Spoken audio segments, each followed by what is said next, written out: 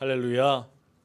삶의 자리에서 감사함으로 하나님께 예배드리는 모든 믿음의 심령 위에 생명의 주 되신 아버지 하나님께서 부어주시는 생명의 은총이 함께하기를 축복합니다. 오늘 우리가 읽은 요한계시록 15장의 말씀은 16장의 말씀과 함께 짝을 이룬 그런 마지막 재앙에 관한 말씀입니다.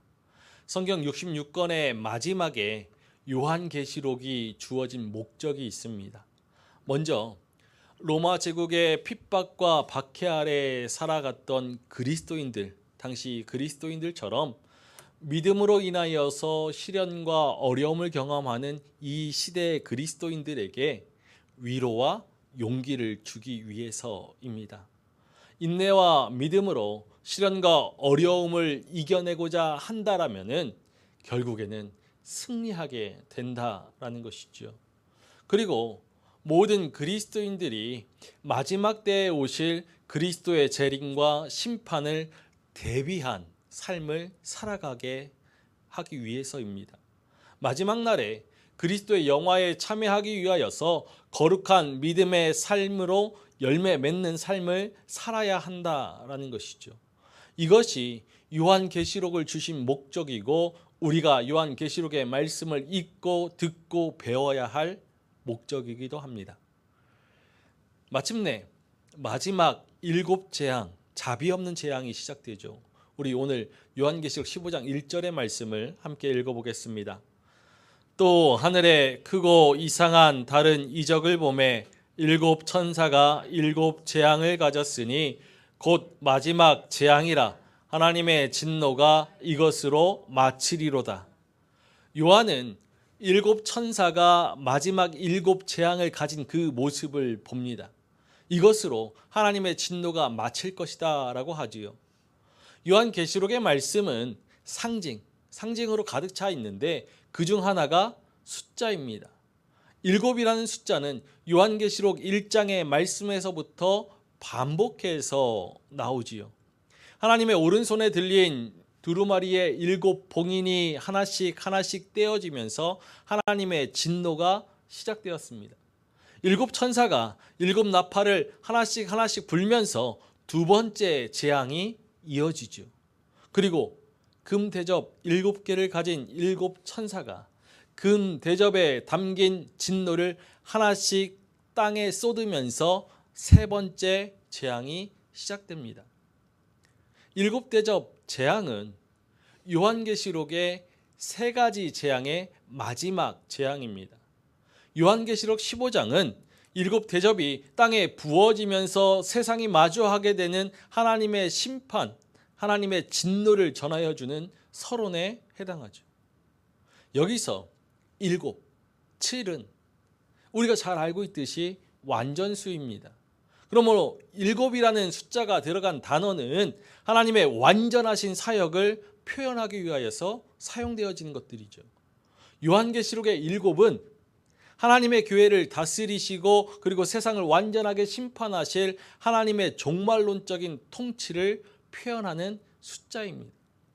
7 천사는 하나님의 말씀을 세상에 온전하게 전할 수 있는 사자이고 7 대접은 하나님의 완전하신 심판을 뜻합니다. 7 대접이 하나씩 땅에 쏟아지면서 이 마지막 7 재앙이 시작될 때 그 어느 누구도 하나님의 공의의 심판에서 벗어날 수 없습니다.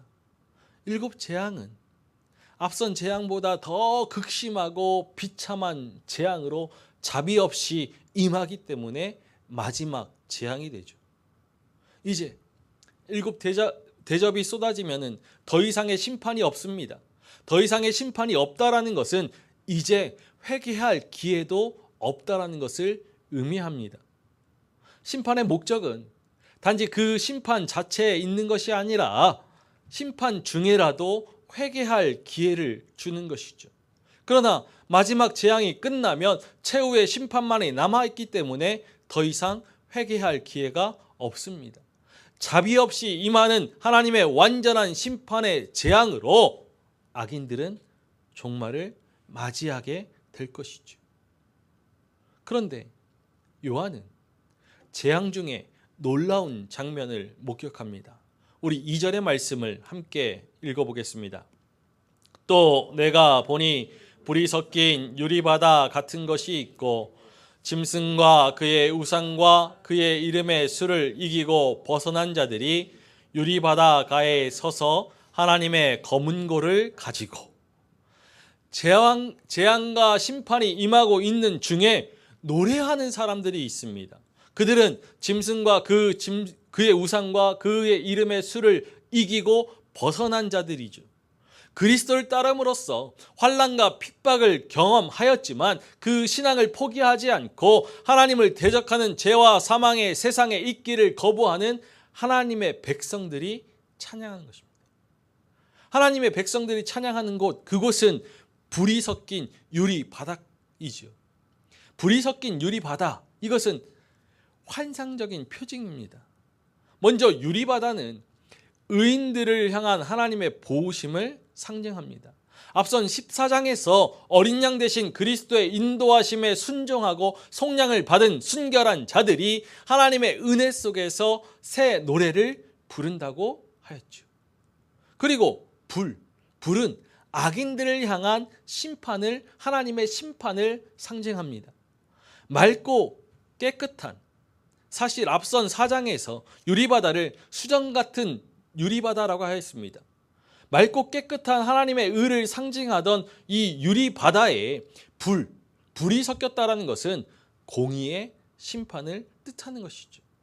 하나님께서는 소돔과 고모라를 유황불로 심판하셨고 애굽에 내려진 재앙 중에서 7번째 우박 재앙이 내릴 때 불로 함께 내리셨습니다. 이렇듯 하나님의 구원은 심판과 재앙을 동시에 포함하지.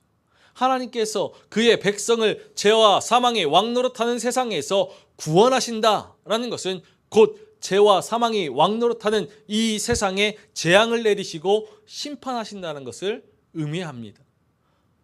불이 섞인 유리 바닷가에서 짐승과 그의 우상과 그의 이름의 수를 이기고 벗어난 자들이, 하나님의 백성들이 하나님의 검은 고를 가지고 승리의 찬양을 부릅니다.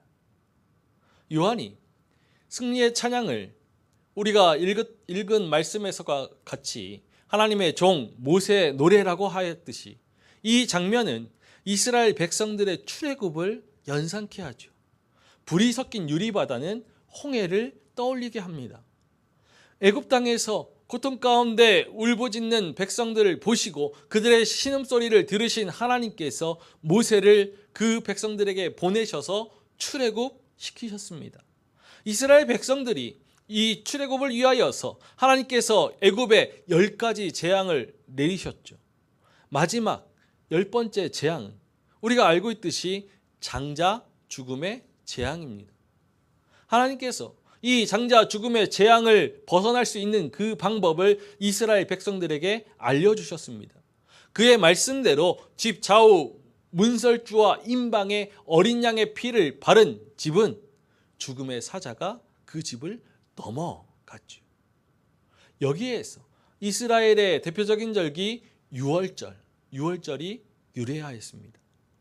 유월절은 죄와 사망의 종로로 타든 사람들을 하나님의 어린 양으로 이 땅에 오신 예수 그리스도의 십자가 보혈로 구원하시는 하나님의 계획을 예표합니다. 하나님께서 이렇게 이스라엘 백성들을 출애굽하게 하신 이유, 그 이유는 이스라엘이 제사장 나라 거룩한 백성이 되어서 오직 하나님만을 섬기게 하기 위해서였죠. 출애굽한 이스라엘 백성들이 당시 제국의 위용을 뽐내던 애굽 군대에게 쫓겼는데 극적으로 애굽의 군대 추격에서 벗어났습니다.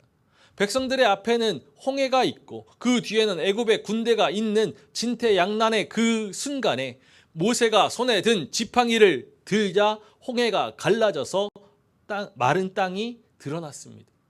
이스라엘 백성들이 마른 땅이 된 이 홍해를 건너니 갈라졌던 홍해가 다시 흘러서 백성들을 뒤쫓던 애굽의 군대를 바닷가운데 엎으셨죠. 이 사건은 출애굽의 역사를 넘어서서 구원사에서 하나님의 능력과 사랑을 가장 잘 드러내준 사건이었습니다.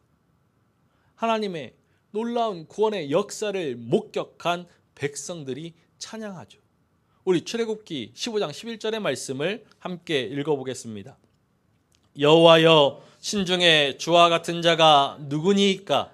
주와 같이 거룩함으로 영광스러우며 찬송할 만한 위엄이 있으며 기이한 일을 행하는 자가 누구니이까? 이스라엘 백성들은 하나님의 위대하심과 거룩하심을 찬양하였습니다. 오늘 요한계시록의 모세의 노래, 어린 양의 노래는 출애굽의 홍해 사건처럼 마지막 때에 짐승과 그 짐승의 우상에게 경배하지 아니하는 백성들을 구원하시고 용과 짐승, 거짓 선지자들을 멸하실 것을 보여주는 것입니다. 그 옛날 이스라엘 백성들이 애굽의 군대의 손에서 건져내시는 하나님의 구원을 경험한 이후에 애굽의 반대편 홍해가에서 기쁨의 찬양을 부른 것처럼 이마에 어린 양의 이름과 그 아버지의 이름이 쓰여 있는 백성들이 모든 환난을 이기고 구원을 받아서 불이 섞인 유리바닷가에 서서 이 모세의 노래, 어린 양의 노래를 부를 것이죠. 우리 오늘 읽은 3절과 4절의 말씀을 다시 한번 읽어보겠습니다. 하나님의 종 모세의 노래, 어린 양의 노래를 불러 이르되 주 하나님 곧 전능하신 이시여 하시는 일이 크고 놀라우시도다. 만국의 왕이시여 주의 길이 의롭고 참되시도다.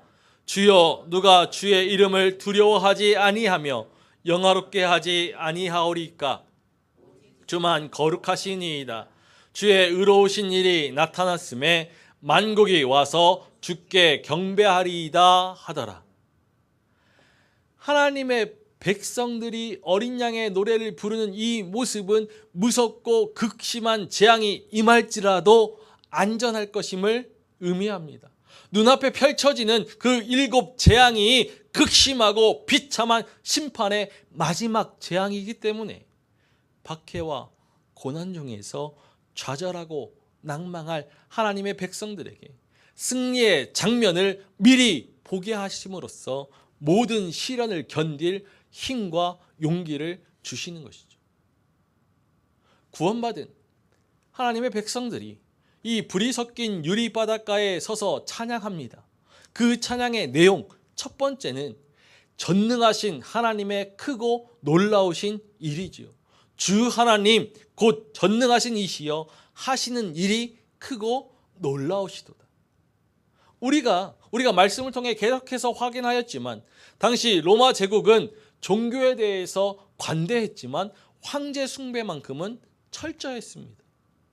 로마 제국의 황제를 주 하나님으로 불러야만 했고 찬양의 대상이 되었죠. 그러나 세상을 호령하는 로마 제국의 황제라 할지라도 그 역시 한 사람에 불과합니다. 하나님의 아들 예수님을 그리스도로 주로 고백하고 따르는 성도들은 황제 숭배를 거부하였습니다. 신격화된 이 로마 황제 역시도 자신들과 같은 유한한 존재임을 알았죠. 무엇보다 십자가에서 희생되신 예수님만이 그리스도이시고 주 예수 그리스도를 영접하여 믿음으로 의롭다 함을 받아 구원받은 하나님의 자녀임을 확신하였습니다. 그래서 성도들은 제국의 온갖 핍박과 박해, 고난 속에서 인내하며 로마 제국의 황제가 아닌 하나님을 향하여서 주 하나님 곧 전능하신 하나님께서 행하신 크고 놀라우신 구원의 사역을 찬양하였죠. 이 땅에 오신 하나님의 아들 예수님을 인생의 주인으로 영접하고 왕으로 세워서 그의 통치 아래 살아가는 하나님의 자녀들은 이 세상의 우상과 헛된 신이 아닌 오직 전능하신 하나님만 주 하나님으로 고백하고 찬양합니다. 그의 전능하심으로 세상이 꿈꿀 수 없는 크고 놀라우신 구원의 역사를 이루시는 하나님을 찬양하죠.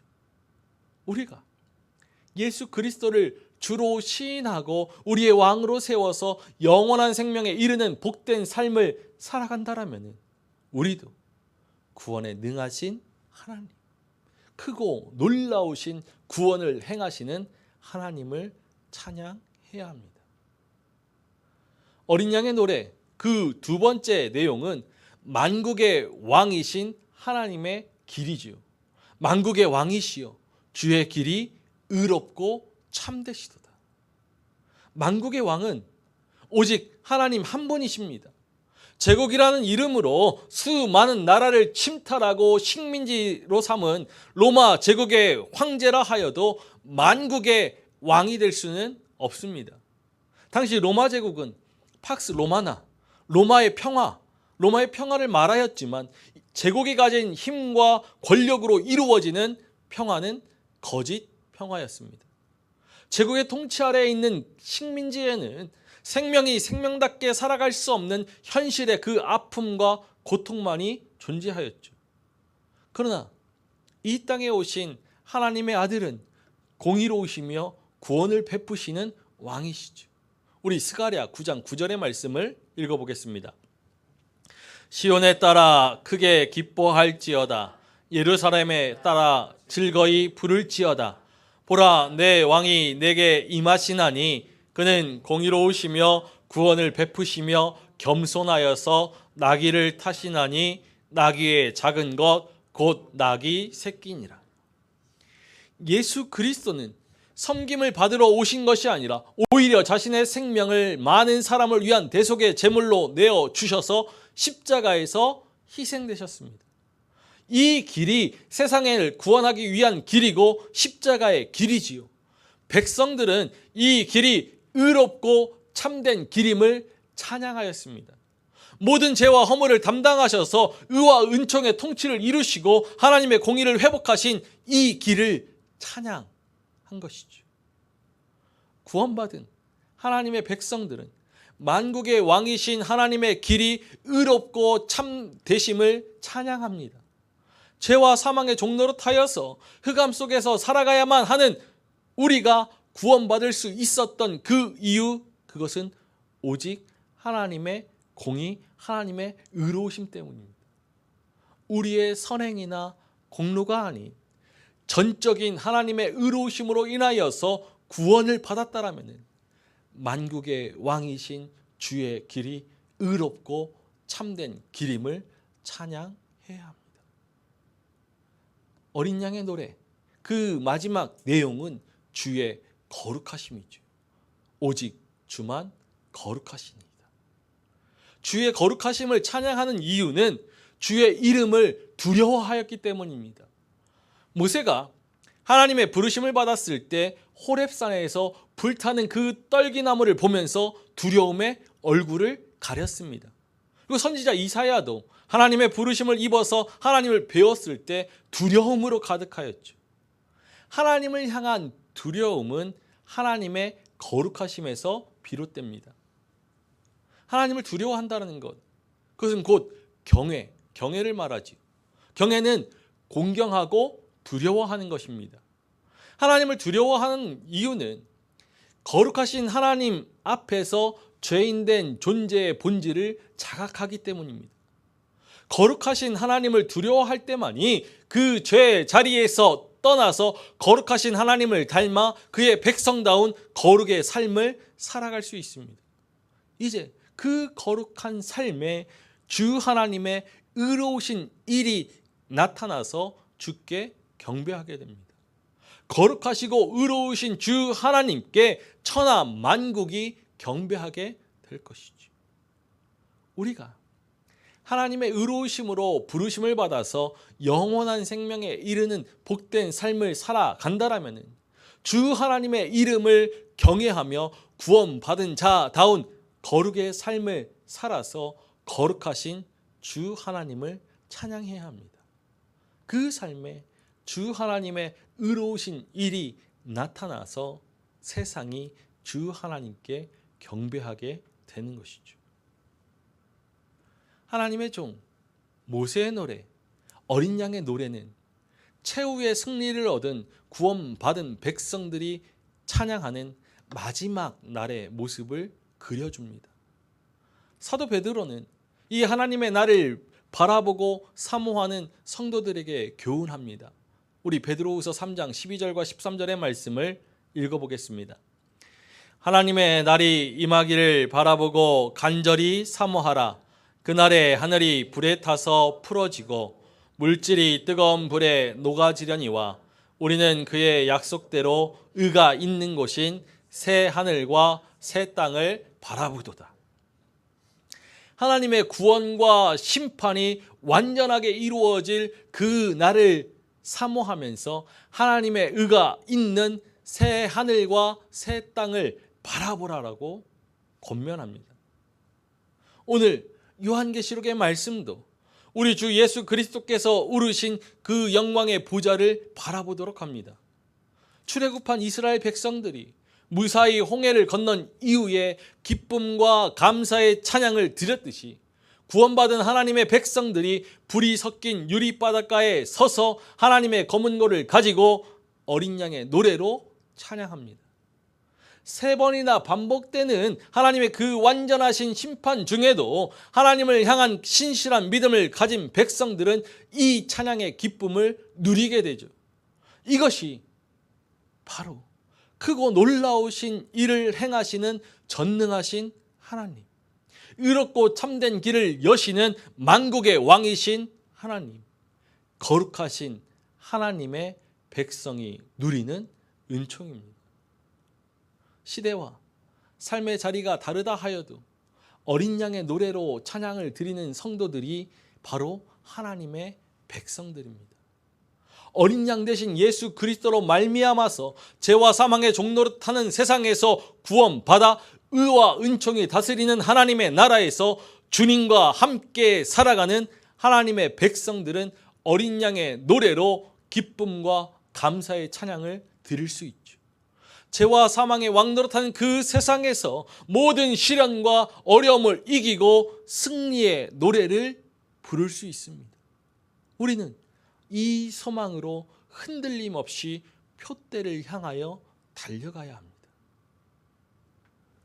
오늘 요한계시록의 말씀이 우리에게 위로와 용기와 소망을 더하여 줍니다. 요한계시록은 이 세상에서 살아가는 진정한 힘이 무엇인지 우리에게 알려주고 있죠. 우리가 이 세상에서 인생을 살아가는 이유와 목적은 세상의 부와 물질, 명예와 성공에 있지 않습니다. 하나님의 부르심을 입어서 예수 그리스도를 영접하여 믿음으로 의롭다 함을 받은 하나님의 자녀로 이 세상에서 하나님의 영광의 찬송이 되는 것이고 최종적으로는 영원한 하나님의 나라 새하늘 새 땅에 들어가는 것입니다. 그리스도를 얻고 부름의 상을 받는 것이죠. 표대를 향하여 달려가는 이 길에 진정한 힘은 하나님의 어린 양 예수 그리스도에게 있습니다. 어린 양 대신 그리스도께서 거두신 승리, 그 승리는 세상의 승리와는 다릅니다. 이 승리는 마치 승리처럼 여겨지지 않는 승리이죠.